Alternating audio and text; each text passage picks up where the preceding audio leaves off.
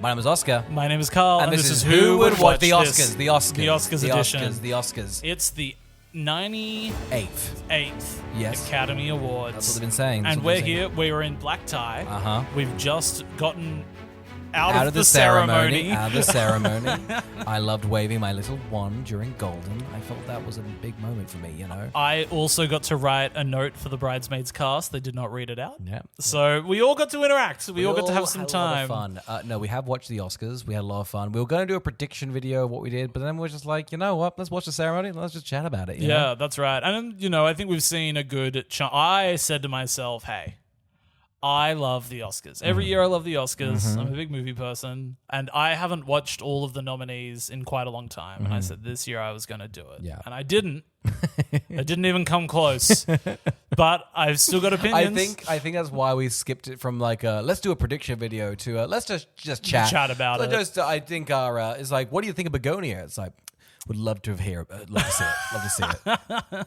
And some of them you can blame Australia, like, you know, if I just had legs, I'd kick you. That just got released, you know. Yeah, that's right. Some have been out for a minute. Yeah. And I haven't seen Some them. are just like, well, look, you know, do I have the time? Do I have the time to watch Train Dreams? Yeah, I did. I was unemployed. But did I want to? That's a different question, Carl. That's a different question. I think it's to me, I was definitely having a moment of panic when the Oscars was on because I used to deeply care and I used to watch all of them. And yesterday I was like, have I lost who I am? Because I now don't care and I don't watch any of them really. I think way different. I think now it's all settled. I think you go, okay, well those films are done now. We're putting them in the corner, like they're done. Yeah. But I think we love a narrative, and quite frankly, I don't think it was the best narrative. It was just more comeuppance, which is not a bad thing to watch. Yeah. But you just do love like the horrible discourse. Do you not like that? I love that. I mean, sometimes it depends how nasty the discourse is. Yes. I think if it's like light and I feel like the Chalamet discourse this year was on the fun side. You know, opera and ballet dancers getting upset at him. Yeah. What does that even mean? That is just cheeky, you know. So I think that's like fun discourse. I love people taking the high road as well, of just like, how could he have said that? We have said some of the most horrible things to some of the best artists in the world of this podcast. I stand by every single thing we've said. I'll say it right now.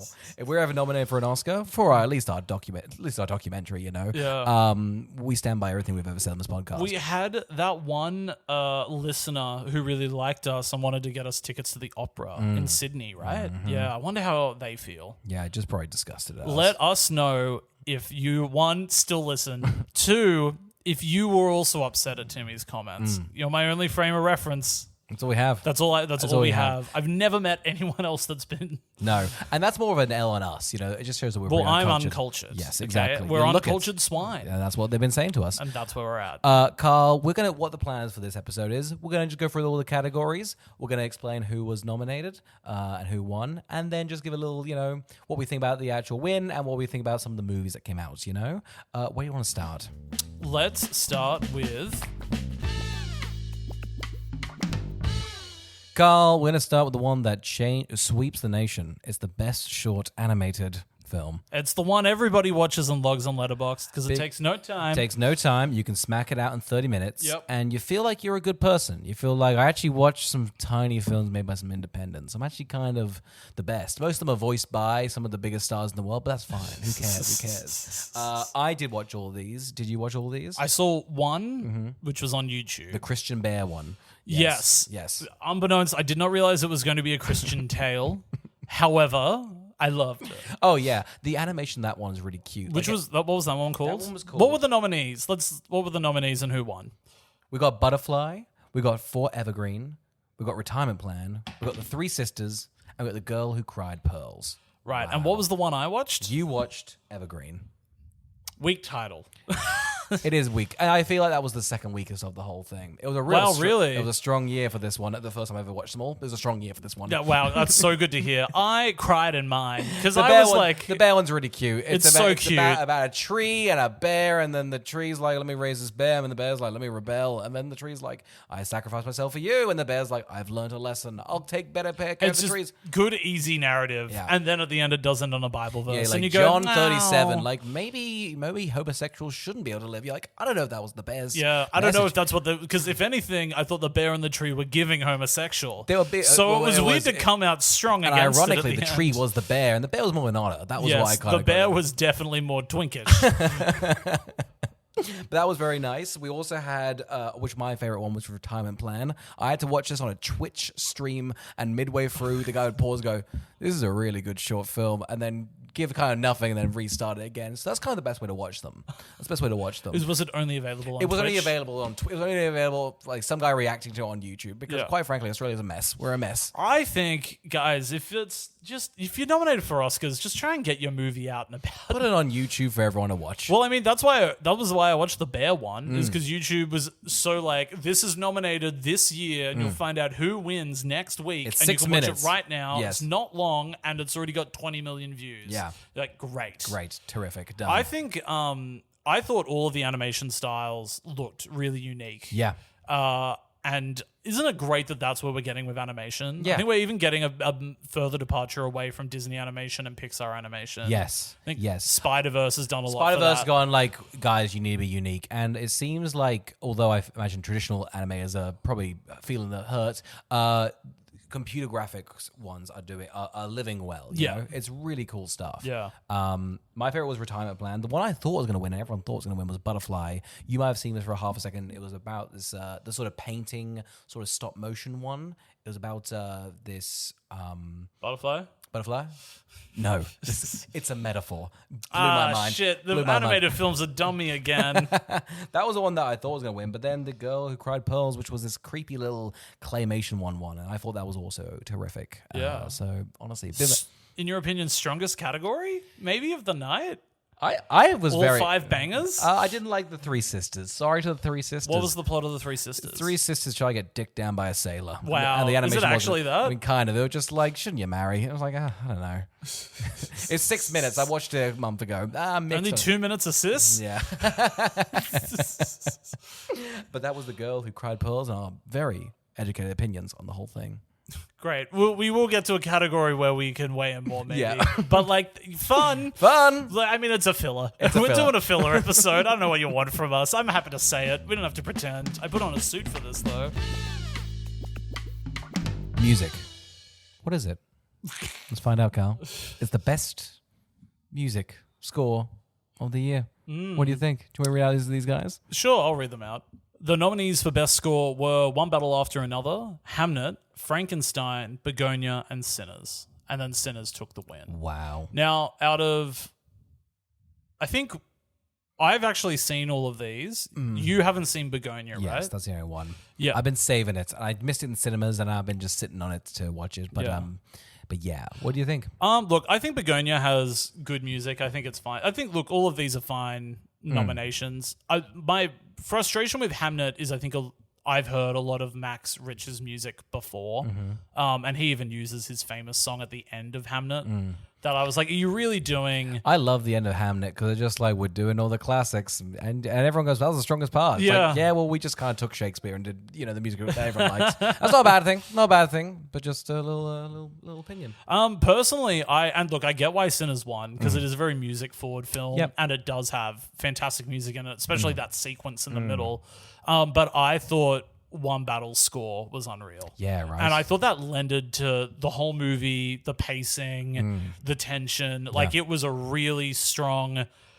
There is that sequence in the middle, which is maybe like 45 minutes long, and because it's just got that one sort of score over the top of it, it just feels like it never ends. Feels consistent. You're Yeah. still on your edge of the seat. Real good stuff. you Yeah, know? so I think a part of me wished that had taken it. I've heard parts of the F1 soundtrack, which is also very classic Hans Zimmer. That always sounded good. Yeah. So I think Sinners is right to win. I mean, Yeah. that guy's now won his 3rd Oscar, like in the last 5 years. Yeah. The guy who does the Community songs now has won an Oscar. 3 of them. 3 Good of for them, him. huh? Yeah, good for him. Crazy. He's like, I do Nolan's. Went from Community to Nolan. It's how many people work. Honestly, the Community's done a lot of stuff for the film industry. No, is Community have like the biggest turnaround on like just talent? Yeah. Like everybody that started in Community seems to carve a pretty great career for I themselves. think so, honestly. No, I love Community, guys. Check out the show Community. It did not win any awards last night, but it is deserving of an award in your heart. Give it a rewatch. Yeah. What about you? Anything you want to weigh in on with the score there? You much of a score listener? I'm not. Consistently, I'm Saying like... ham not? I wish. God, a big Hamnet guy over here. Freaking love Hamnet. Give it a 3.5. No, I'm always thrown by the score. If it's like sort of like I feel like one ballad after that like little janky like piano like ding. Yeah. I'm like, wow, score.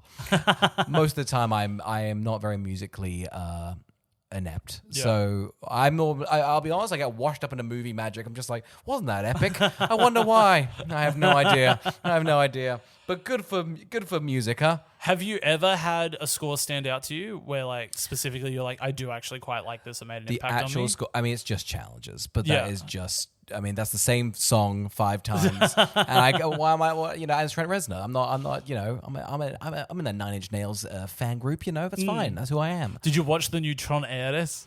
No, I did not. But people said watch it blind, so I've got to check it out. That's right. The sound is really good in it. So if you can get past, say it, who it is. Greta Lee. That's right. She's a burden to the film industry. Peter Evans. I believe those are the 2 leads of the film. No one knows. Nobody knows. No. I believe there's somebody else in there, but simply nobody knows because nobody saw it. No one saw it. We're going off reviews. And the marketing was just them in the helmets, so we're just even lost even more. They were just like, it's Tron Ares. And you were like, why is it saying it that way?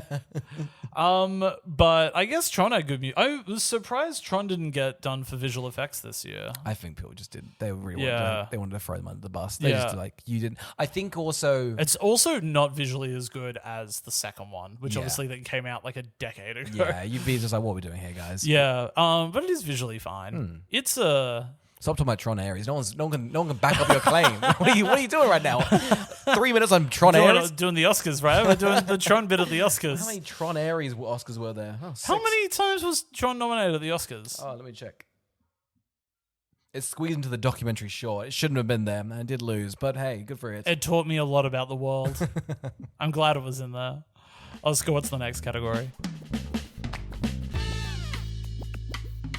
Carl, let's start with Best Writing Original. The nominees were Sinners, Blue Moon, It's Just an Accident, My Supreme, and Sentimental Values.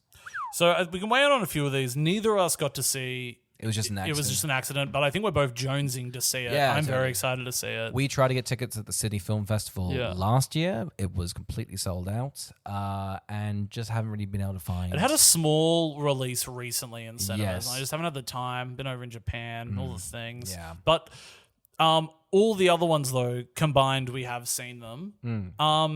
I'll talk about Blue Moon because I think it's a fun, witty original screenplay. It's probably one of the strongest parts of that movie. But I mean, that's just sort of, that whole movie is really like a let's just showcase Ethan Hawke. Yeah. So I don't know if it's deserving of an Oscar nomination for script, especially original, but what can you do? What can you do? And Yeah. I'll do the My Supreme of it all. But My Supreme's writing is really good. The problem I had with My Supreme that I had when I left the cinema was just all you want to do is compare it to Uncut Gems. Yeah. That's all I want to do the whole time. And I hadn't seen Uncut Gems. Wow, what a film! But it's not Uncut Gems, and that is me. I'm trying to be like separate it, but just all the things I think I love about Uncut Gems weren't there in My Supreme, and that's not the writing. I like. Constantly, my favorite part about them is them overlaying all the dialogue. And I don't know how you write that in the script. I think you literally write it next to each other or you jank it. I'm not sure. But yeah, for me, I mean, this is just more of like a structural thing. I'm not really writing for My Supreme. I felt like in Uncut Gems, you're sort of getting a lot of overlapping the anxiety of the actions, whereas My Supreme's a lot more a bit linear. Yeah. In what he sort of doesn't really feel like he's been overlapped with things. He's sort of like, I'm doing this and the next thing and then the next thing and the next thing. That would be sort of my. I feel like if you squash it more in together, make it more anxious, then I'm suddenly like, okay, this guy's going through it, you know? Writing wise, really cheeky and funny, honestly. Carl, what about Sentimental Values? We both watched this one. Yeah, I think I thought Sentimental Value was a strong film. I don't know if it's going to be a memorable movie for me. I understood why it got a lot of the nominations that it did. I think it's definitely an acting showcase. Yeah. I don't think it's as strong a screenplay as Worst Person in the World. I thought that was an exceptional screenplay. Yeah. So I also understood why that probably didn't take the I'm cake keen here. to see how Sentimental Values holds up maybe a bit later. I felt like the father-daughter relationship and I guess just that theme I'm not immediately connecting to. If you connect to that, I'm sure it's a much stronger one. I feel like Worst Person in the World maybe is a bit more aimed at sort of our age group and that sort of transitional time. And it's a very traditional, like, romantic story. Yeah. I think with Sentimental Value, I thought it had good characterization, but something about that movie that I thought would click with me past having seen it never clicked. And so I've never looked at it as fondly as much as I thought I would have. I think I gave it a lot of grace because I loved Worst Person in the World so much. But I think Worst Person in the World has a great structure in how it's being told to you. Yeah. And I think is a lot more wacky and creative. Whereas I think Sentimental Value is very much at face value. I think Sentimental Value feels very... I don't want to say Oscar baity because I think that's a bad word. And I think you think of like the Danish Girl when you say Oscar baity. But I think if you were to put Sentimental Value and Worst Person in the World next to each other, I think you'd think one of them was vying for more critical acclaim than the other one. Yes, one's taking a bit of a creative risk. Yeah. I rewatched Worst Person in the World recently after Did it hold up? Did it hold up? Yeah, of course it did. It's really fucking well. Worst Person in the World. It's Yeah. good. It's amazing. They're just... not that Sentimental Values doesn't have, like, those sort of abstract things. It doesn't need them. No. There are some really nice, like, sort of subtle things they're doing. But I just don't... It's probably also not on us to compare them. They're going for different They things, are going for obviously. different things, you know? It's just tough when you've got the same writer, director, and star Yes. teaming up for their first movie since The Worst Person in the World. Yeah. And It's like a Skarsgård now. I feel like he was just in The Worst Person. I feel like he's just around. yeah, he's always around. He's Skarsgård. He's Skarsgård. freaking Skarsgård. Yeah. So, yeah. I think with Sinners, I think I definitely understand the win. Because I think that movie has really fun Tarantino-esque dialogue. Yes. It's very chewy, the scenery. And then I think... And I feel like that characterization, my favorite part of Sinners really is that intro and then all the way up to the song moment. That is, for me, that's a 5-star film. I'm like completely all in on that. Yeah. Love that sort of slow build, learning these characters, really being in their world. Yeah. And that's through just the dialogue, I think. Yeah, and I think as well for a studio film, it's very odd to have them say, we're not going to get to the vampires for like an hour. Yeah. So, you can tell, I feel like you could feel a producer going, bring them in earlier. Yeah. Let's add them earlier. People will be bored by now. What we start the film is like, they're coming. Don't Yeah, you worry that's about right. that. Yeah. So I think there's really great restraint in that. And I Yes. think it's a fun, like, I think you can tell that it has been influenced by From Dusk Till Dawn. But I think this is the better film of the two. Yeah. So I think it's a... I think Dust to Dawn, just sort of, I feel like the gimmick is, I did not see that coming. yes, that's and right. and I don't have an impulse to rewatch it other than for maybe the stylization. But like, yeah, Sinners, I'm like, I want to go back yeah. and see, I want more, You see? Yeah. When we can't articulate our words, we're pretty good critics. Pretty good critics. We're pretty good at chatting. Yeah. Running our Oh mouths. God, how good is running our mouth? Yeah. Anything you would have liked to have seen in this category? I mean, if we're being hopeful, I still think Splitsville and Twinless. I don't know if those are coming out. I just like a comedy. I just think that's the writing and the performance. I thought that those were both very cheeky. If there's anything, Twinless could have been given its screenplay. Yeah. And so I think I assume they didn't run a campaign. I can't imagine they could have. Yeah. I mean, it's slow, and I think it's getting a bit of its dues now. Yeah. I think they're like, we're not going for Oscar buzz, Yeah. I mean, we've got Dylan, and that's about it. I'm not sure the main guy had done much else to warrant that, but I'm happy Twinless is getting a bit of love. Some other screenplays I really liked this year. I really liked Eternity. Have you seen that I've yet? not seen Eternity. I think you and your partner would love Eternity. Eddington, I thought had a fantastic script. Man, yeah, no, editing really got nothing. That was one of my favorite films of the year. Yeah, damn, that really is just it's so good. Yeah, it is. Yeah. It is. And then I think also Weapons had an amazing screenplay. And I also thought Wake Up Dead Man was exceptional. Wake Up Dead Man. Oh yeah. Oh, that is funny. It got nothing. I guess Netflix just wasn't pushing that as their Oscar contender. So I think this category could have been more. I still normally the writing's like, let's give it to the comedies and the freaks of the world. Yeah, that's Whereas right. I feel like they're like, no, we've overloaded it. Well, yeah, it's like Bridesmaids got nominated for writing when it came out. Yeah. You know, so I'm like, where's that sort of like, here it is for you nomination? I feel like, honestly, I feel like Weapons actually did pretty well this year. I think just getting supporting actress, that's like, I mean, that's just so big for horror, isn't huge, it? Like acting roles never get normally any it's support. like, let's give them leave the nomination of the writing. So I feel like I'm glad that Weapons got that. But yeah, no, it's probably gonna be even larger. But should we jump into the best adapted screenplay card? Oh, my favorite of the two. I like a reference. That's my sort of kink. I hate original ideas. Yep. I love it when they're based on things. Yes, established things. Carl, the best adapted screenplay. We got One Battle After Another. We got Begonia, Frankenstein, Hamlet, and Train Dreams. Do you want to jump into Train Dreams? Yeah, look, so I'll be honest with everybody. I've seen half of Train Dreams. Yes, I fell asleep in Train Dreams. Like, we all haven't fallen asleep in it. I also like that we're doing this the day after the Oscars, because pre the Oscars, everyone goes, you gotta watch Train Dreams. It's nominated. And then the Oscars finish, you go, huh? Let's never talk about it again. Not talk about it again. That's not a diss at Train Dreams. It's not a diss I know at the Train producers in Dreams. the room today, but fuck it. I know. And we look, and Joel Edgerton's a very close friend. Here's the thing. He, honestly, out of all this category, he's probably the one that lives probably the closest to us. That's right. He definitely has a house close to us. He's a small bus away from us, you know? He's somebody that you'd just think, if acting doesn't work out, he's opening a butcher. Yeah. You know? And that butcher would be It's my a bougie local butcher. code. It's a boozy butcher. Nothing It's wrong with got that. Wagyu. Yeah. Look, with Train Dreams, it is absolutely stunning. And I probably would have revisited it. And I fell asleep in it because I was tired. But the movie's at a very glacial pace. It's a lot of just everything looks gorgeous. Yeah. Everything. It's got a different aspect ratio. Yeah, hasn't it does. It really is also scale-wise very impressive what they've done on, I can only imagine, the tiniest fucking budget. The Lumberjack film didn't have a big budget. Huh? Yeah, who would have thought? And I think Joel Edgerton, from what I saw of his performance, was actually fantastic and maybe should have even been nominated. Yeah.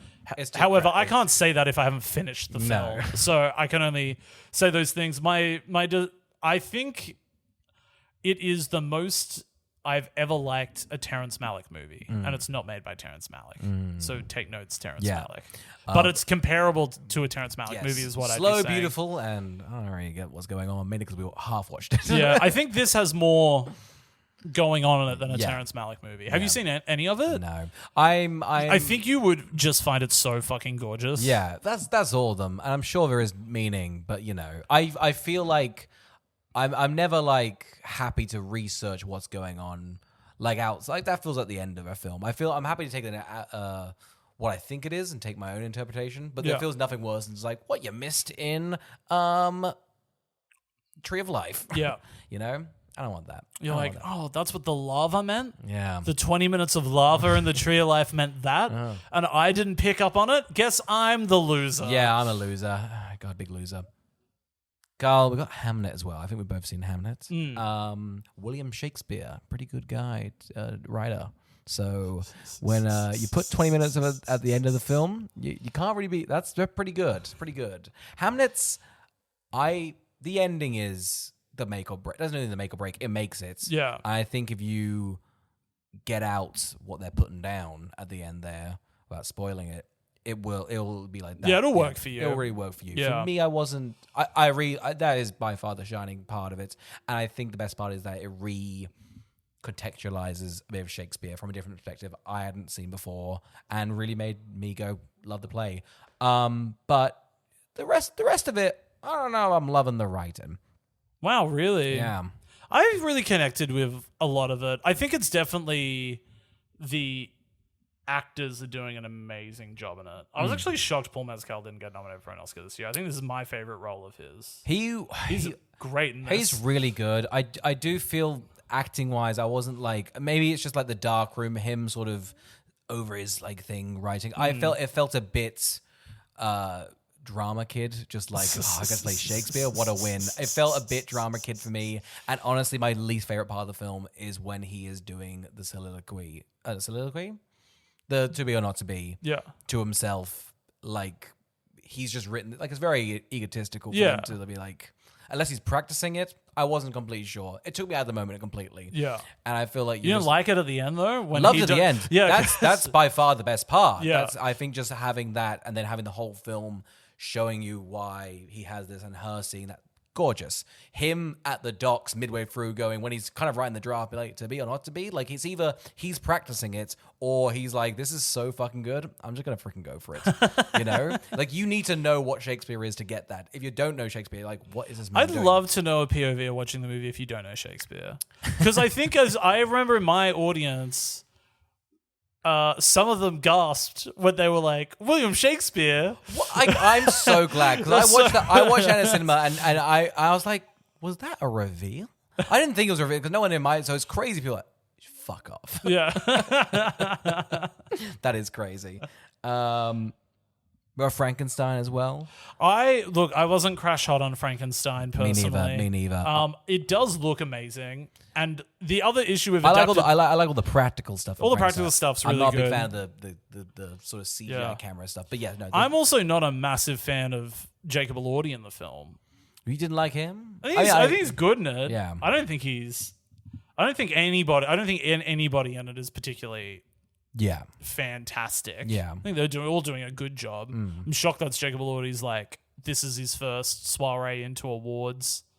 Stuff. Yeah. I thought he had his own Priscilla, but I guess not. I guess that's I mean, he's always been solid. He's really good. I really liked him in The New Wuthering Heights as well. So I think he's a good actor. He'll be around. But I was surprised that they were like him in this is like great. And to me, it just sort of looked like Jacob Elordi being like, "You're blind, and I'll help. I'm kind. I loved you hard. Oscar Isaac, make me a woman." I think maybe it's also just the fact that like I've just seen so many Frankenstein plots and films, and so many people perform him that like when that movie does the parts that have always been in every one of the adaptations. It's always just a bit eye rolling. Yeah. But I mean, how else are you meant to do it? You can't do it, and that's the problem. Like you don't adapt it because we've all taken like what if a creature could like had a feeling. And I feel like even Del Toro has done like that with like The Shape of Water. Like, yeah, he's done that's it, right. He's done this a bunch of times. Yeah. I feel like he's retreading all. I think he just loves Frankenstein. He wanted to make it, but it was just like one of those things where like the end when the monster like is looking down at the doctor and is like, maybe you're the monster, and you're like, yes, I get it. I know. I've looked in a mirror. Okay, thank you very much.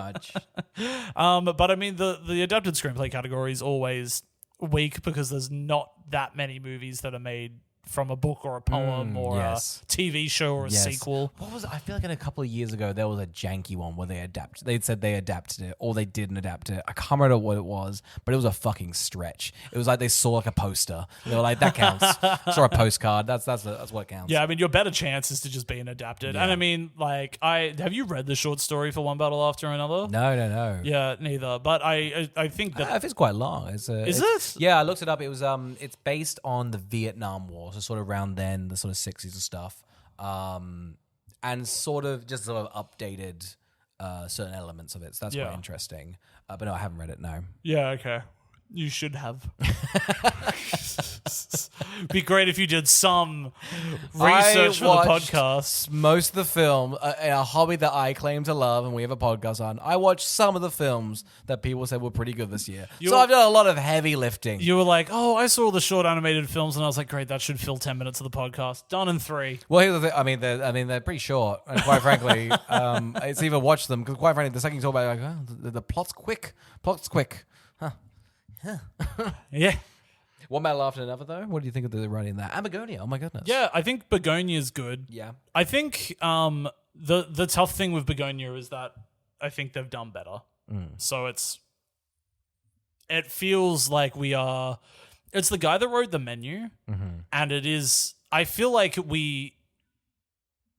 if there's an issue I have with Begonia, it's that we know this commentary. Like, you'll be watching that movie and you'll be like, I already get what it's saying. Yeah, fuck the farmers. I know what it's like. This is all and you're like, and I agree with it all, and this is a fun commentary and everything on it, and you've dressed it up in fantastic skin so that it feels fresh and new, and it is tense sometimes, and it's violent, and it's silly, and it's funny, and it's all those things, and that's great. But it is not particularly anything new. And that is, I think, Begonia's downfall. Yeah, gotcha. So I'd still definitely recommend that people see it because it is very fun. But I think if you've seen similar movies that cover that ground, I don't think you'll find it as interesting as others. Like, I personally probably prefer The Menu. I think The Menu's even more of a romp and even more heightened. Part of me also almost kind of like, who's the guy that makes Begonia? What's his face? Oh, Yorgos Lanthimos. Yeah. Part of me was like, I wish we got to see The Menu. Yeah, gotcha. Like, I think that would have been maybe this Who style. directed The Menu? I can't remember who directed The Menu. It's the guy that does, like, Succession. Yeah, gotcha. I don't think it's a well-directed movie or anything like that, but, like... He's got a style. I'm like, when you're watching Begonia, like, Yorgos Lanthimos' style is, like, really popping off the screen and helping that film. Cool. You go, wow, if that sort of zhuzh was all over The Menu... I think maybe that's the perfect thing here. So that's what I'd be saying. But it's a fun, I guess, adapted screenplay. Have you ever got any interest in watching Begonia? Massive. I just have not found the time. I don't think it's on anything yet. No, I don't think so either. I do want to watch it. I was going to watch it in cinemas, but again, there's a lot of stuff out. Guys, it's been a good year for film. Why don't you watch the... Kinds of Kindness? We already watched one segment of it. Which one? The middle one? No, the first one. Oh, they're all weak. Carl, Best Actress in a Supporting Role. Here's what we got. We got Amy Madigan in Weapons, Elle Fanning in Sentimental Values. The other one from Sentimental Values, I won't mispronounce her name. We also got Wunmi Mosaka in Sinners and Tenya Taylor in One Battle After Another. Chills. Amy Madigan won this one for Weapons. Carl, what do you think? I was one of the people that was thinking, I wish it was a gorge sweep this year. What's a gorge sweep? Miles Teller starred in this fantastic Apple TV original film of Anya Taylor-Joy called The Gorge, and I just think I thought you were like doing a sexist, like only gorgeous women can win this category. No. I am very it's crazy. Apple TV was pushing F1, but when they had The Gorge there, it's not on for them. Never understand why they didn't. When you have a movie of the quality of The Gorge and you don't get it to win Oscars. Sometimes it's so political. That's the problem with the Oscars. It's all politics. They're against it. They don't like Anya Taylor-Joy, and I'm not about it, okay? Miles Teller gets no love at the Academy. It's just fucked up. It's unreal. And they're both on sides of that gorge. It's just unfair. Unfortunately, we have to talk about these 5 or 4 films. What do we think? Who do you want to jump into? Sorry, what were they again? I think we both love Weapons. Yeah. I think we both fully get why Amy Madigan won. Really Good for fun. her. That's such an iconic character. Yeah. It's a fun for a horror film. I hope they get that prequel. I'd love to see Amy Madigan just absolutely get paydays for the rest of her life. Honestly, happy for it. It's funny comedy. Big fan of Weapons. Yeah, I think just happy for that film to get it, because Sentimental Values and One Battle got a lot of love, and so does Sinners. And it's fun that the one thing Weapons was nominated for, they got it. And I think, honestly, it's already become so iconic. It's nice to be like, yep, that was an Oscar-worthy performance. Yeah. Great. Cool stuff. What else was there? We've got both the Sentimental Value actors. Good for them. Yeah, I mean, they're both great. I mean, good. it's Elle Fanning's first nomination. Yeah. I mean, same as the other actors, probably. Yes. And they both are fantastic in the movie. They are. So very happy for the two of them. Really, if you want to define this, category, they are supporting the film, the central, fantastically, Yeah. This also isn't a joke, and it may sound like one. I think Elle Fanning does an even better performance in that new Predator film. Which one's the new Predator film? Predator Badlands. Okay, fairs, yeah. And she plays an android in it. And she is... How much are you seeing of the android? Is it just a voice, or is it her No, face? it's the upper part of her body. Cool. So she's lost her legs and she's stuck. And she is so funny and charismatic and sort of also the heart of the movie. And then, and a minor spoiler for Predator Badlands for anybody else. I'm going to shoot myself. Because she is the android, she's all androids. And so we also find out she's the villain of the movie as well. So she's got a dual role in it. Cool. And she's so fun. It's just, I was when I saw that movie, I was like, this is a star. Yeah. And frankly, She's so good, honestly. she's honestly can do a performance in the back. I am so excited to see where her career goes. That like obviously she doesn't need this win. She's doing fine. Yeah. I think she will be getting an Oscar in her lifetime. I think she'll be winning one. Totally, 100%. Yeah. We've also got the Sinners actress. Unfortunately, I don't really remember this person being that great in Sinners. Not bad, but just... I agree. Yeah. And I think she is good in it. And I mean, she was a fine, serviceable role. When she got nominated, that surprised me. Yeah. But that's nothing against her No. performance. And I'm glad people got swept up in all the Sinners hype when it came to the awards. Yeah.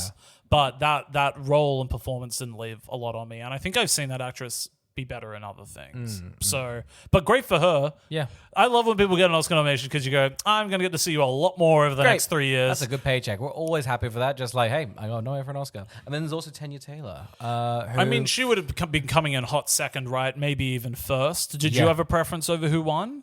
I'm happy for Weapons, but if she won, oh my God, you go. I mean, the sentimental values of it all splits it into two. Yeah. And then just, that 45 minutes, the whole film, I'm just like, is she coming back? Like, kind of, I don't even know hopeful's the right word, but just like, she's left an impact on this whole film. She looms over the rest of the movie Yeah. because her short stint at the beginning so good. Yeah. And I don't think I saw a character like her in any other movie this year. No. And I also thought that actress brought a lot of like gravitas and like just really played it in an interesting way. Yes. So kind of despicable. I kind of like love it, honestly. And it sets the tone for the whole film. I know that's, acting and directing and everything else, but good on her. I think she's, can do very well. Absolutely. Is there anybody else you would have liked to have seen get a little nom here? You know what? Unfortunately, I would also throw in Emma Stone for Eddington. Yeah. There's a few people in Eddington that was just like, even Joaquin Phoenix. There's a lot of people from Eddington that I just was just like, you made me feel so horrible, so visceral. I know that's not how acting works, but I don't know. Just having such a horrible feeling, and that is just an Ari Aster director. But God, he's good. Yeah, man. Yeah, Emma Stone, good for her. This movie would never get nominated, so it's totally fine. But I think it's definitely worth bringing up how good a performance it is. But Amanda Seyfried in The Housemaid is just an actor on the loose. That just is so fun. Set that tone for that whole film series. If they continue to just get one of the greatest actors or actors, whoever the plot demands, and then go ham like that, great. Yeah. Really fun. You are right. That's a really good performance. I'd just be grabbing... We were just, all of us in the cinema were just like, wasn't that fun? Yeah. And it's a razor blade of just like... It's such a fucking fine line to hold that performance. I bet it's tricky. I bet when she was trying to act that role, she was like, is this too much or too little? Have I lost... at all? Then you see sort of Sydney Sweeney and you're like, you're giving nothing. Am I giving too much now? Oh, but almost that adds to it. I feel like people are like, Sydney Sweeney getting nothing. I'm like, yeah, that's a blank canvas for you to go fucking crazy on. Go for it. And I think she's fine, Sydney Sweeney. People mock her, but she's okay. But then if you defend her, it's like, so what? Do you fuck her? I'm in a middle gray area of just she's fine. That's it. I just don't have an opinion on this one person I see in a film every 4 years. Yeah. They're like, have an opinion. Aren't you watching Euphoria? And you're like, I'm not. I'm not. It's just, that's who I am. That's who I am. I saw her in this and Anyone But You, and that's it. Did you get into the Wicked hype? Would you have liked to see an Ariana Grande nom here, or do you think she wasn't as good in the second film? No, I don't think either of them were better in the second film. I really just like that first one gets like I got swept up in it. I'm like, you know what? I have issue with just how it looked and just like everything like that. But fuck it, I was very much enjoying their chemistry and everything was working. That second one drags so horribly because they chuck in 2 extra songs. It makes me hate them. They're barely ever interacting. So then you kind of lose. They're just like, how's she with Ferrero? No, no, I don't think. I think it was a fun nomination they got last year. Yeah. Definitely not. I think she was definitely deserving of it last year. Yeah. Because it was like comedy and drama and singing. Like it was a very... And honestly, she kind of had a lead role. Yeah. Honestly, I don't know if she deserved to be in the supporting actress area. Of course not. But I don't think the sequel demanded a lot out of the two of them. I think their one big scene at the end, they're both really good in. I think when they're crying on either side of the door is really Yeah. nice. But I don't think either of them have as great a moment as they did in that first one. And like I feel like when I was going to it, I sort of got warned that's what Wicked was. But I don't know. I felt like they reached the heights of that first one, and I think just faltered in that second one. And I just don't think there's any reason to watch that second one now ever again, really. Carl, it's the other nomination that stops the nation. It's Best Animated Feature Film, and if you're under 10. Carl, the nominees: K-pop Demon Hunter, Arco, Elio, The Little Amelia, the character of Rain, Zootopia 2. Wow, bloody wee. You would not... This was such a lock, and it's nice to know they nailed it. Yeah. Yeah. They definitely nailed it. Probably the most famous movie to come out of the year. Yeah. That will... It's... Who knows? Maybe if you're not around children, and I guess, or even online, maybe if you're 35 with no kids and aren't online, you might be like, checked it out, that was alright. It's such a phenomenon, so you can't not. And I can't believe the default now for Sony is to go for this, and not even Sony. Is it Sony? It is Sony. It's Sony. This is their animation style. Yeah. Fun. So good. Yeah. And also, I think this sense of humor, this very Phil Lord, Chris Miller sense of humor. I'm all on board for this. I feel like I've been in the trenches with Claudio Transform Evil's like, this is really funny. Everyone's like, shut up. And now it's the default. I think just that comedy sensibilities is catching up. Yeah. I think it's very Gen Z a bit. It is very Gen Z. Yeah. And I think that's why it works. I Yeah. think that's why everybody really likes it. It's Yeah. a very likable sense of humor. Yeah. Sort of like this elevated whatever the sense of humor I think Marvel got stuck in. It's almost like Phil Lord and Chris Miller is this more like razor sharp version It's so of much that. better. Like, that is so quippy, and I think, unfortunately, it's very, I don't know, Reddit, and unfortunately, that sort of, like, that sense of humor. Even when Robert Downey Jr. and Chris Evans were doing the presenting, they still have that sense of humor, and why wouldn't they? Like, it's only done them well. Yeah. But I feel like if you look at, like, the Lego movie, and they're not just relying on just, like they're not just like stimming like a Gen Z irony thing. They're doing their own structured jokes and using the filmmaker's toolkit to do it. So I'm always happy with their sense of humor, you know. Did you like K-pop Demon Hunters? Yeah, I did like it. I didn't like it. I think I like the songs. I think a bit cliche, maybe, like story wise, but that's not a bad thing. I thought it was rushed. How if so? anything. I just remember thinking, like, when everything was sort of coming together at the end, I was like, oh, I think it'd be nice if there was more time to have sat with the choices that have been made. And I think it is, I thought it was like a hyper like a hyper movie. So I think it was like energetic and fast paced, which is good. But I think that lost servicing the plot as it went. Because I think I was probably meant to empathize more with the guys and the villain. And I thought when she earned everybody's trust back, that all happened very, very quickly in a very animated family film way. So you can't really be upset No, at it. I mean, no one's talking about like the character. I guess the songs and everything that's gone. And they love the character designs and also the animation's very cheeky. The animation's and fun, great. They've also designed the three leads to look different and represent different things. So I can understand why that trio is really caught on. Yes. You know, different heights, different looks, different hair. Like, they've individualized them really well. But I think it's fine. I thought it was a good time. I'd watch the sequel. Yeah, I think so. Yeah. And we also have the two that I did not watch. No, the three I didn't watch. No, I didn't watch any of these. Whoops. Arco, Elio, Little Amelia, the character of Rain, and Zootopia 2. Which one of these have you watched? I've seen Elio and I've seen Zootopia 2. Nice. Elio is... That one, the green bug. Yeah. Yeah, nice. Nailed It's it. a really strong beginning and end, and the middle adventure when he's actually in space with the green bug is like Pixar sort of at its worst, like its most kiddie. Yeah. But the beginning and the end is like Pixar knowing what they're doing. So it sort of feels like a mishmash of their two ideologies of old Pixar and new Pixar. It's unfortunate because I think Pixar's going, guys, we can't make Soul every single time. Yeah. Children need to like this. Like, you have to drop it for the new generation. We will sprinkle in the kiddie stuff and then you can have like your 35-year-old like, should I go to therapy moments? Yeah. But for most of it, we're trying to get kids. They are in a bit of a bind, Pixar, because they've still got us freaks being like, when are you going to do for me? You're like, no, it's a kids studio. It's for children. Yeah, I think as well they need to update their animation style. I'm sort of sick of how their characters all look with their bean mouths, and it's like you watch The Incredibles and those adults don't look the way that they do in their new slate of movies. Wall-E. Oh, actually, Wall-E, yeah, totally. I mean, unfortunately, they're just in a rut. Like, I just see other animated things, and I go, "This is more interesting." Like, Zootopia 2 is a better animated movie than Elio. Yes. So just up your animation. Yeah. Soul is a better animated movie than Elio, but for whatever reason, Elio is just in this sort of. I mean, it must be just like Disney Plus is like, look, these things do the best on our streaming service. It's mainly I think the streaming service for parents and kids. Yeah. So you're just like, we need content for the children, and this is digestible. They're watching it, you know? Yeah. I don't think we see like kids watching this, but that is what's doing very well on their streaming services, you know? For sure. And then I thought Zootopia 2 was good. Yeah. But it's lacking like a. You haven't seen it? No, I haven't.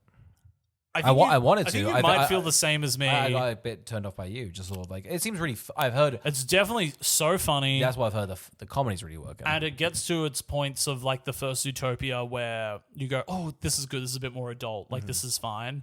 But I think you get to the end and I was like, wow, I thought there was going to be like another act after this. I thought there was going to be. It's short, isn't it? Another it's like problem. 80 minutes, isn't it? No, it's still like 95. But I think that first Utopia is like more like an hour 50. So it's like 15 minutes shorter than the other one, which is like a considerable chunk. So once you feel like all is lost moments happening and the next act's about to pick up, they sort of go, no, that's us wrapping up. And you go, oh, okay. Yeah. Thought this would be slightly more interesting than if there was going to be another hiccup in the road for this mystery. Yeah.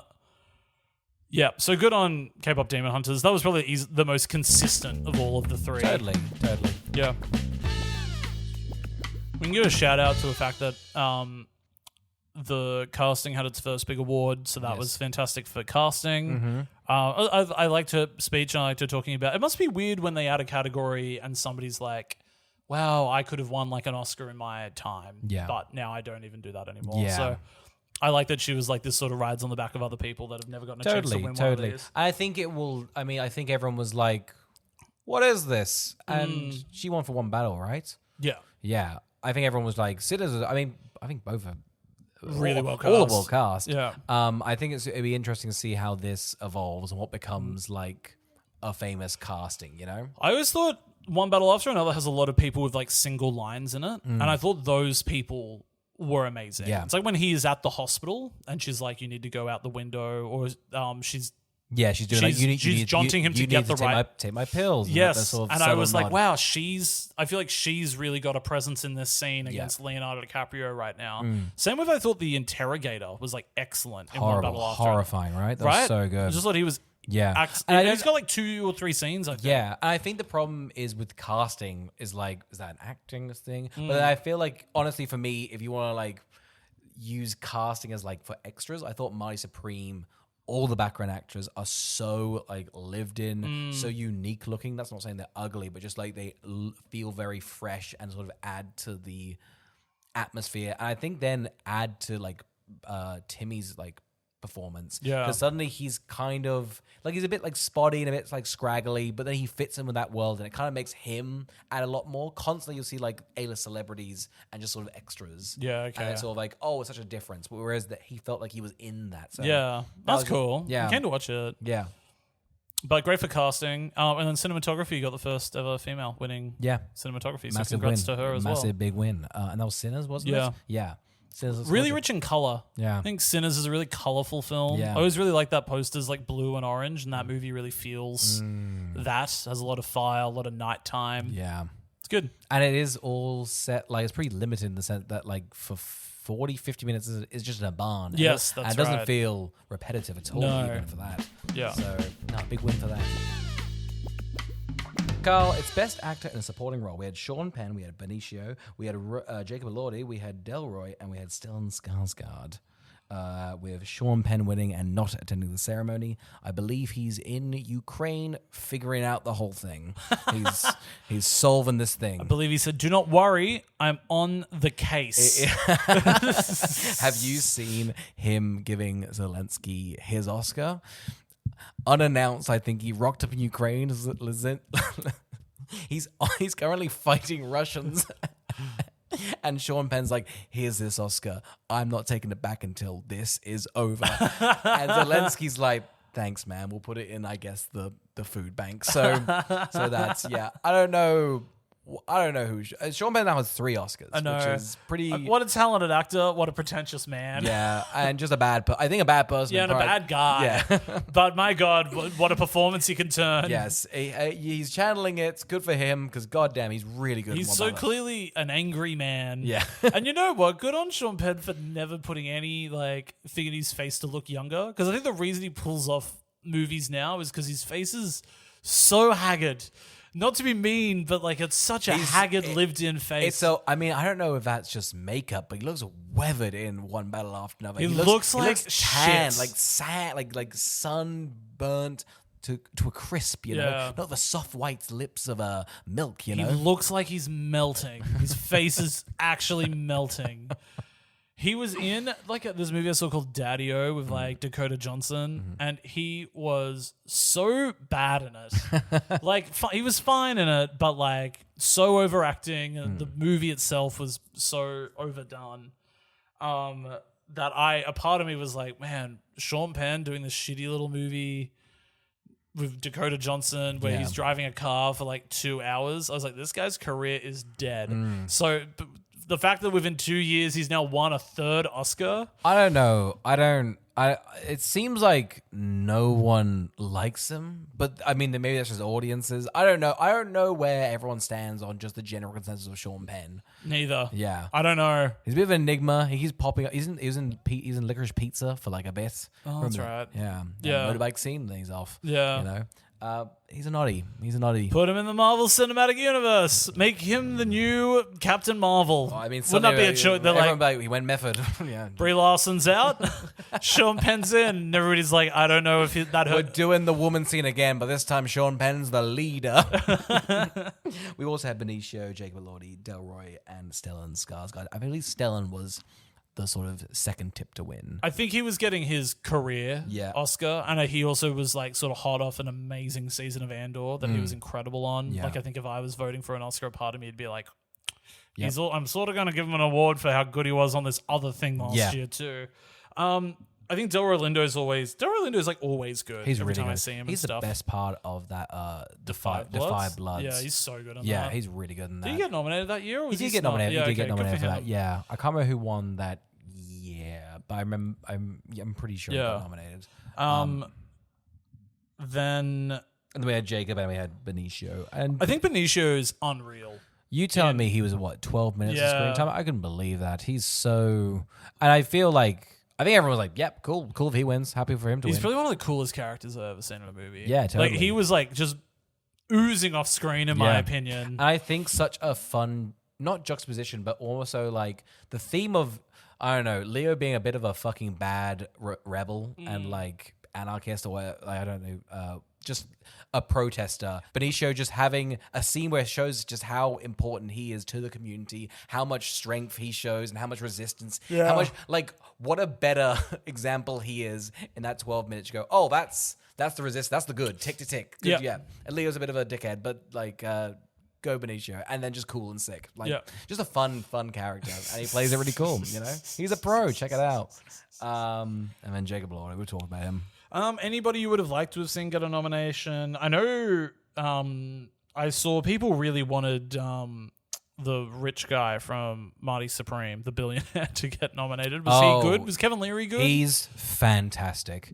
And unfortunately, maybe it's just that is just who he is. I assume it's sort of his character, right? On the not The Apprentice, the Shark Tank. Yeah. He's so good. Mr. Wonderful. He's really fucking good in that film.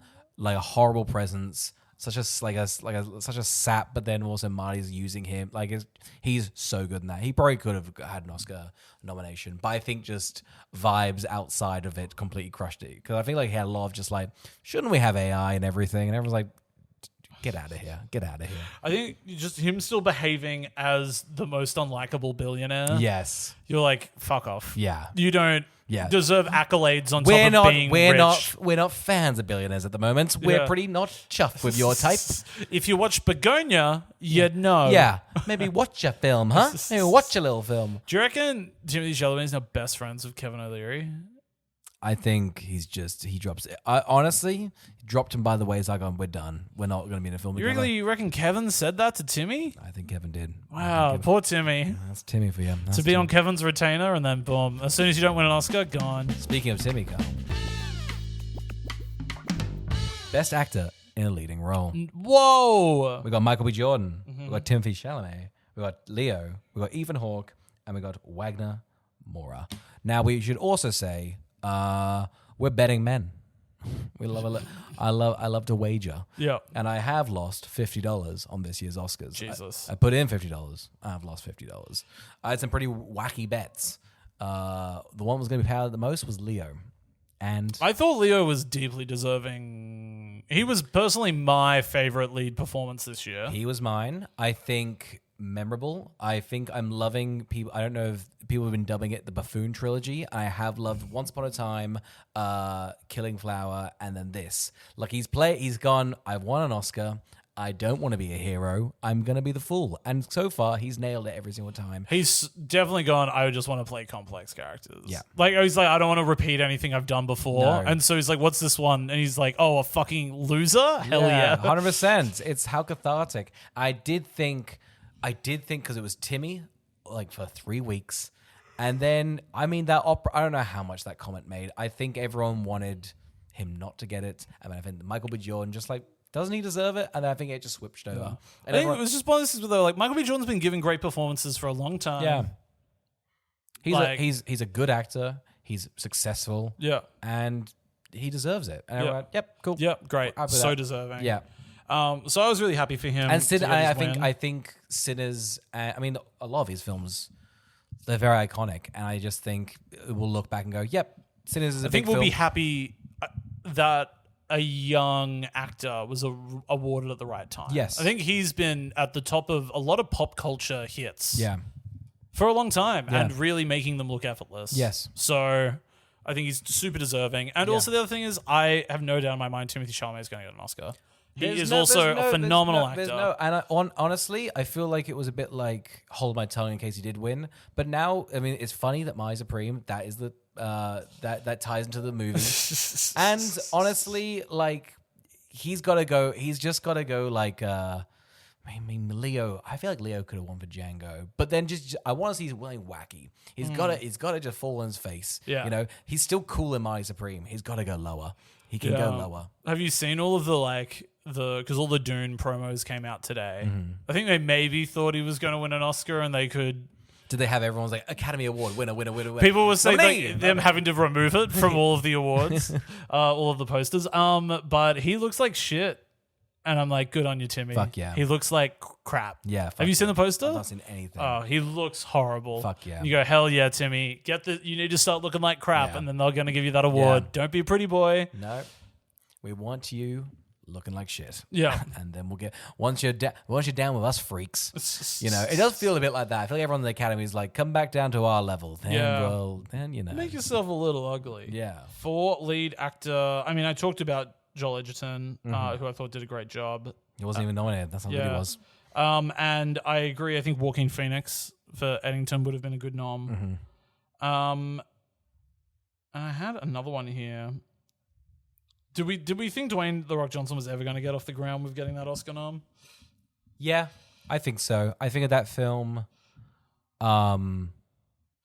just jumped out a bit more. I think everyone saw it as no one was like that passionate about it. I think that Safdie brother, even though it seems to be the morally right one, is a really good director. So I think he had too many hands in the pie. Like it felt like he was like, we need an Oscar-winning film. I think if he took his hands off, he could have had it. Yeah. So yeah, no, it sucks to be him. Oh, actually, another one for lead. I also thought Robert Pattinson was great in Mickey 17. Was that it? Mickey 17. Yeah, it's 2025. What? Yeah. Really? Yeah. Was that nominated last year or nothing? No, it came out like January 17th, 2025. Oh my God, I didn't even realize that. He's terrific in that. Yeah. He's so good in that. Yeah. Wow. I really liked Mickey 17. I just watched it recently. So maybe if everyone had done what I had done and sat on it for a little bit and heard all the horrible people being like, it's not as Parasite, then they would have loved it. And I did. Not even trying to be Parasite. It's a whole other fucking ball game. It's good too. All the marketing just like, him out of Parasite, but you can never say, but it's different and not that. So you're like, that's a horrible marketing chat. No, he's so fucking good in that. God, Robert Pattinson. I mean, that's the thing. He's like similar level to Timmy, but Robert Pattinson has this sort of insanity behind him. You kind of go, okay. I don't want to be in a room with you, but good for you. Like, I think it's crazy when Timothée Chalamet keeps on being like, I deserve an Oscar now. And you're like, guy, there's like Ethan Hawke hasn't got an Oscar for acting. Yeah. Like, there's a bunch of actors who are well into their 50s, 60s, 70s, 80s, or never won, and they had to be given an Oscar retroactively. Yeah. Like, you'll either get it at the right time, or I'm sorry, but like, stop begging for it. And that's the vibe. Everyone's just like, you gotta be cool, Yeah. Which is funny. I feel like in America, that sort of like, I want to be the best is almost encouraged. But I don't know, I think it's quite like diverse. But it's art. I think exactly. Yeah, the thing with film is that like I think a lot of the people that make up the Academy are like, we make art. Yeah. And even Leonardo DiCaprio keeps on being like, I don't look at a movie, I look at what's going to be memorable art. Yeah. And so, but I think memorable's fine. Just like I want it to be impactful and effective. Yeah. It's like I need to be the winner of the character. Yeah, like, that's not what he's like. I'm the ruler of the box office, and I have a lot of money, and now I need an accolade from my peers. What do you do with a SAG award? Like if you're Timmy, like who you're looking at that? That's just like a spit in your face, really, isn't it? I know. On the award on the way. I've been told they make great paperweights. Yeah. Oh, good. Could you imagine? Yeah. Oh, my God. The SAG Award. Also, I feel bad that it is like sort of the lead up to the award because there's definitely some smaller films that definitely deserve. Yeah. They should be tiered, For sure. I think as well the SAG Award is like, it's not an ugly trophy, but it's nowhere near as aesthetically pleasing as an Oscar. You get that Oscar, it's like heavy and so shiny and like gold, and the SAG's like, I'm a broken marble mask. I'm blue and I'm huge. And you're like, oh God, can't you just be normal? Just nothing. God, what a pointless endeavor. Carl, it's Best Actress in a Leading Role. We got Jessie Buckley, we got Kate Hudson, we got Renee Sentimental Values, and Emma Stone, and Rose Byrne. Did I say that? No, you didn't say Rose Byrne. I'm so apologetic. I thought Rose Byrne was phenomenal. Yep. In If I Had Legs, I'd Kick You, and I get why Jessie Buckley I think is winning. I think she's like there was just some screams and cries and. So she does some acting that really sort of hurt my soul a little. Where you go, oop. Because sometimes you're like, now in real life you're not actually feeling that, but you look like you're in intense grief right now. You fight about acting just like you did not feel that emotion. Yeah, what the hell? You tricked me. You lied. I've been tricked too. And we give you awards for that? Not on. Yeah, no, it was like I think like it was like the lock of the night. And like honestly, like I feel like Timmy couldn't redo it, but I'd feel so bad for Jessie Buckley because it's almost like it's a lock. And you're like, oh, please, like I just can't. Like it'd be like 3 months of just consistent. Yeah. So I think when she won, she's like, thank fuck, this is done. I know. You know, I feel like if you're an actor, you must just hate having to do award circuits. If you're just not into it, you'd be like, oh, for fuck's sake. Yeah. But Rose Byrne is truly excellent in If I Had Legs, I'd Kick You. I think everybody should watch it. And if you don't know. I didn't realize that it was going to be presented this way. And so I thought I probably would have watched it even sooner if I knew it had this hook. But you never see the kid. Cool. And that's really fun. Right? Yeah, that's I don't know why that was not. I've never heard somebody talk about that as terrific. Like the way that they've shown. And so within the first few minutes, you're just sort of like, oh, wait, are you not going to show the kid? That's so clever. And it just makes it so much more tense in your head. Like I was like, this is such a good way to do it. Damn. And so I was really blown away by that choice. And then I just thought it was a really good movie on top of it as well. Yeah. But high recommend on If I Had Legs, I'd Kick You. I mean, definitely like an unpleasant experience, but like it is funny. But kind of all the supporting cast is excellent in the movie. So we'd definitely watch. It's like an hour 40. It's currently on Stan. Yeah. So if you are into more of like independent cinema, it's so worth watching. Yeah. And Rose Byrne is magnificent. Fuck yeah. We also had Emma Stone Begonia. Yeah. I think she's won 2 Oscars. She's our Meryl. She'll have 4. And Yeah, she will. Yeah. She has such range. Honestly, I feel like forever just her being in The Curse. And then whenever I see her in anything else, I'm like, my God, you made me feel such a horrible emotion. And then I'm like, you're back at it. So good. I mean, she wasn't gonna win, but like, she's just collecting nominations at this point. Fuck me dead. Sentimental Values. Yeah. Yeah, she's good. I think really she's good. great in that She's great. movie. She's so She good. is really good in Yeah. that movie. I mean, more just like the Oscar. Like it was kind of like those two, you know. And then we had Kate Hudson in Song Sung Blue. Now, you loved this film. Yes, 3 times in the cinemas, you know? I will say, I don't know why they nominated her. I haven't seen the film, but Song Sung Blue? Yeah, I feel like maybe I'll watch it today. If there's one thing I've been encouraged to watch is Song Sung Blue from the Oscar ceremony. I will In say, her clip, she's even like, "Who are you talking to?" yeah. And you're just like in between all like the crying and the spectacle of everybody else. Yeah, in fairness, it's a fun performance. And quite frankly, Kate Hudson was a lot of fun at the Oscars. Her dancing with that little baby Yoda, that was fun.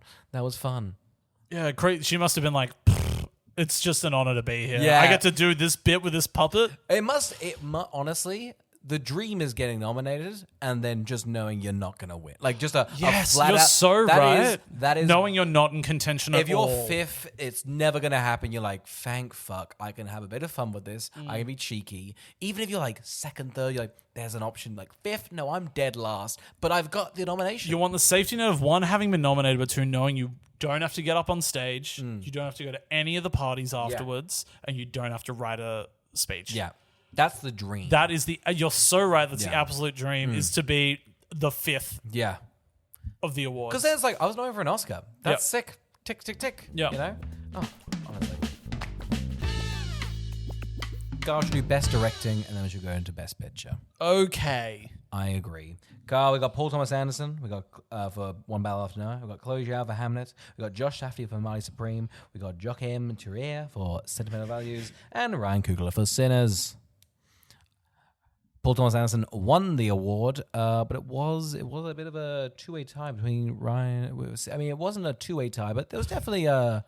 It could have gone to Ryan Coogler. It could have. I think I could have seen that happening. I think if it wasn't PTA, there would have been a very good chance. It just the problem was it was a career win for a very for the best directed film of the year. Yeah. Well, Paul Thomas Anderson finally took the award. Yes.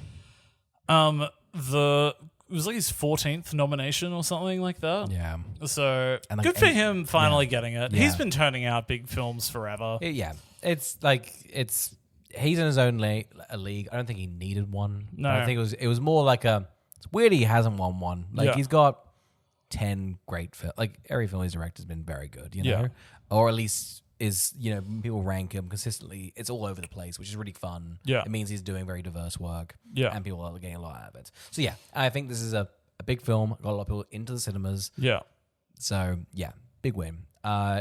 Some of these other films could have deserved it, but I thought it was still the best directing. I think it's a tick. Yeah. So yeah, I'm pretty happy with that. Yeah, no, I thought it was like he'd honed his entire craft over his entire career into this one film. Yeah. And you went, yes, this Great. really works. Yeah, totally. Watch him never do another movie like this again. It's fine. He doesn't need to. He's got, honestly, him having essentially a blank, like a blank check film, but then also being PTA. It's gonna be a horrible discourse for the next. Studios are going to be so annoyed they have to give him a blank check now. I'll be like, oh, for fuck's sake. Well, can you at least make it accessible to the public? It's just Sean Penn 3 times. It's called Mickey 34, and it's Sean Penn on a spaceship. And guess what? He's even double a villain. You're like, oh fuck. Sean Penn wants 60 mil, and I told him yes. We're going to space for realsies this time. I'm not going to shoot outside. It's all going to be interiors. Carl, it's the big award of the night. Hot damn. The best picture. We've got One Battle Begonia, F1, Frankenstein, Hamnet, My Supreme, The Secret Agent, Sentimental Values, Sinners, Train Dreams, and One Battle Took It. Wow. Wow. Yeah, I think deservingly so. My favorite film of the year. Yep. But you know what? They kept saying this at the awards ceremony, and I kind of agreed. I think it's been a pretty good year for film. Yeah. I think a lot of good iconography from this year, a lot of good performances. Yeah. I think there's like a handful of movies that'll be remembered. It's been a fun Oscars to watch, honestly. I feel like there's been a few years of like, I guess that's an Oscar-winning nominated film, but you kind of, but looking at all these, I'm like, yep, I want to watch all these, or I've got thoughts on at least. Yeah. So no, very happy. You've definitely got the ones where you go, oh, it's like Everything Everywhere All at Once, Oppenheimer, this like will be remembered. Yes. For such a long time. Yeah. Very like that is an Oscar-winning movie when you Yeah. sort of look at it. And you got like those small ones where you're like, man, when they were making Coda, they didn't think this was going to win anything. No, Like it was. I feel like we're out of the COVID of it all. I think there's been like a bit of like, I think just culturally a bit of rejection of AI. Like just I think just the generic sort of standard things that's producing. Everyone's like, no, we want to reject that. I think we're getting quite interesting films elevated because of that. yeah, I think so as well. Which is not a bad thing, you know. Yeah, definitely. But yeah. No, happy we're on a battle. I think we talked about Begonia. We have not talked about F1. Neither of us have seen it. No, it's $20 on Apple Plus, and I don't want to pay that. I watched the Senna documentary instead. You guys check out Senna.